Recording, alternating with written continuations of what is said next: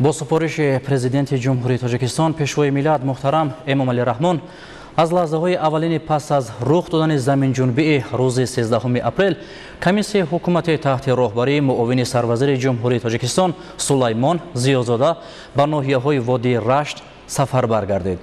کمیسیه حکومتی عبارت از نمایندگان راهبری وزارت و اداره‌های مربوطه به حالت‌های فوق‌العاده، ذخیره‌های دولتی، ساختمان، گئولوژی، زمینسازی و گئودزی و مقامات محلی اجرایی حاکمیت دولتی به آموزش همه‌جانبه عاقبت‌های زمین جنبی و معین نمودن حجم و نمودهای کمک فوری به مردم ضرر دیده مشغولند.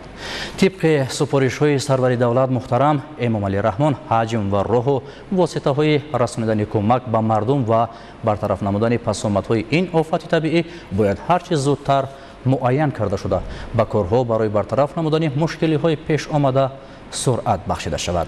طبق معلومات تا این لحظه دسترس شده در ناحیه‌های رشت و تاجیک‌آباد 94 خانه استقامت پرره و 50 خانه قسماً ویران شده، به 61 خانه دیگر آسیب سبک رسیده است.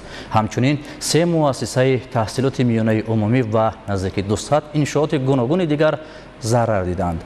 خاطررسان باید نمود که 13 اپریل سال 2025 ساعت 9:24 دقیقه در حدود جمهوری تاجیکستان زمین جنبی رخ داد.